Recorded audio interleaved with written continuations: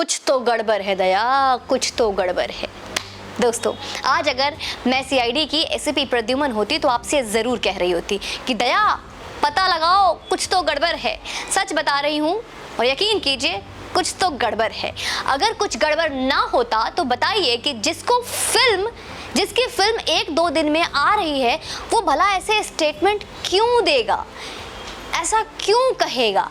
कोई शेर के दांत गिनने के लिए इतना बेताब कैसे हो सकता है?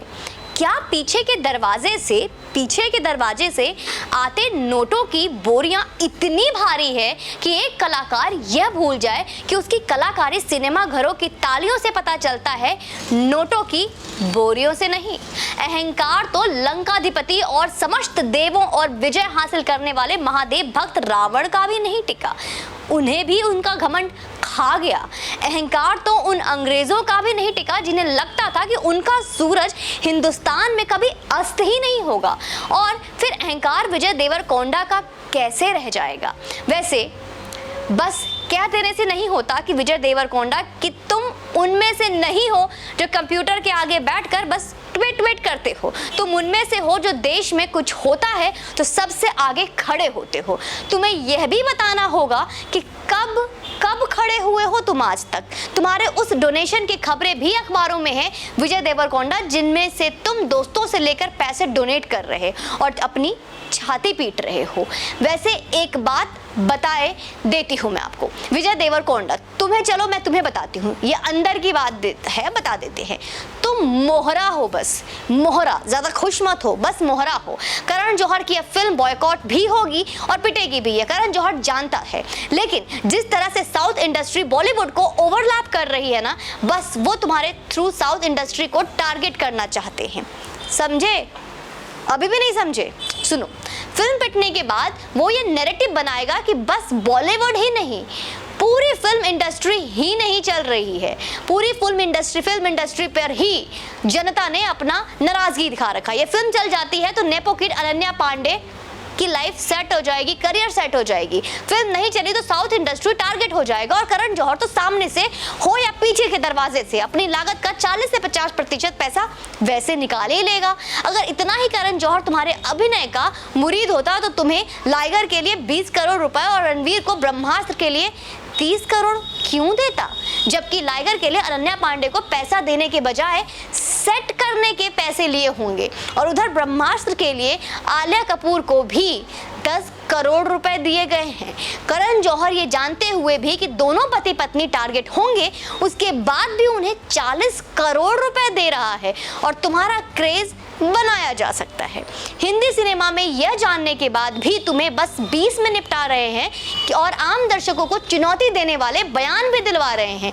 विजय देवरकोंडा, आप जिस साउथ मनोरंजन इंडस्ट्री से आते हैं वो बहुत समृद्ध इंडस्ट्री है। उनके पास आम जनभावना के सम्मान के साथ खेले बिना भी कहानियां कहने का अंदाज है। वो कंटेंट इज किंग के रास्ते पर है और जिनके प्रोडक्शन में आप यहाँ फिल्म कर रहे हैं उनके बिना हिंदू विरोधी एजेंडा के खाना हलक से नहीं उतरता। फिल्म बनाना तो बहुत दूर की बात है। आपकी यह फिल्म अगर चल गई तो एक नेपो किड फिर से स्टैब्लिश हो जाएगी और ना जाने कई प्रतिभावान लड़कियां फिल्मों के सेट से बाहर अपने ऑडिशन का वेट करती रह जाएंगी और वापस चली जाएंगी। यही तो धर्म युद्ध है और हम जो लड़ रहे हैं, हम सब मिलके लड़ रहे हैं। विजय देवरकोंडा जहां एक सुशांत सिंह राजपूत नाम के प्रतिभाशाली कलाकार को बॉयकॉट कर बस इसलिए मरने दिया गया क्योंकि वो किसी हीरो प्रोड्यूसर डायरेक्टर का बेटा ना होकर हमारे बिहार के गाँव का एक लड़का था। आप जानते भी नहीं होंगे शायद, या जानते भी नहीं है कि इनके मुंह में कैसे दही जम गई थी जब हमारा भाई सुशांत मारा गया था। वो मर गया या मारा गया या आज तक हम नहीं जान पाए, लेकिन इनकी चुप्पी ने हमें ये जरूर बता दिया था कि इनका इंसानी जमीर एकदम मर चुका है। विजय देवरकोंडा, अगर करण जौहर जैसे लोगों की फिल्में फिर से चलने लगेंगी ना तो वे एजेंडा में फिर से चलने लगेगा जिससे तकलीफ है, जिससे हमें कष्ट है, पीड़ा होती है, दर्द होता है। चाणक्य कह गए हैं कि बस बबूल के जड़ मत उखाड़िए, उनके जड़ों पर मट्ठा भी डालिए ताकि वो जड़ फिर से बबूल ना पैदा कर सके। कर्ण तो कौरवों भाइयों में भी नहीं थे और अर्जुन की लड़ाई तो कौरवों से थी, लेकिन क्या आप जानते हैं कि निहत्थे कर्ण पर बाढ़ चलाने के लिए श्री कृष्ण ने अर्जुन को क्यों मजबूर किया, क्यों बार बार कहा? क्योंकि कर्ण कौरवों की ओर था, कर्ण कौरव था या नहीं फर्क नहीं पड़ता, वो उधर था, अधर्म की तरफ था और अधर्म की तरफ से लड़ रहा था, इससे फर्क पड़ता था। तो बस टाइगर की कहानी क्या है, इसमें हिंदू विरोधी कुछ दिखाया है या नहीं दिखाया है, आपका अभिनय कितना बढ़िया है, या आपको इस देश में कितने लोग प्यार करते हैं, या आपने इस देश के लिए क्या किया, इनसे अलग हमें बस यह दिख रहा है कि आप उनकी तरफ खड़े हैं, जो उनकी तरफ है वो हमारी तरफ तो बिल्कुल भी नहीं हो सकता, क्योंकि हम सनातनी हैं, हम अपने देवता की बात को बहुत याद से करते हैं, क्योंकि हमारे लिए मोटिवेशनल स्पीकर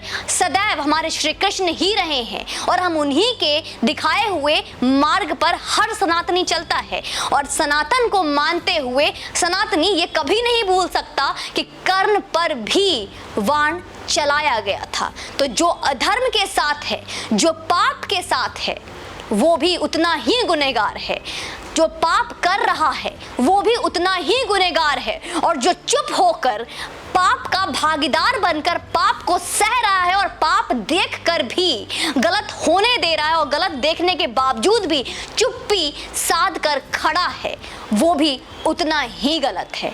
अब फैसला आपके हक में है और आप लोगों के हाथ में भी है कि आप सुझाव दीजिए, कमेंट सेक्शन में अपने मत को लिखिए और वीडियो को ज़्यादा से ज़्यादा लाइक कीजिए, शेयर कीजिए और सपोर्ट कीजिए। आपका समर्थन यकीन मानिए मेरी ताकत है। जय हिंद, वंदे मातरम, जय सनातन।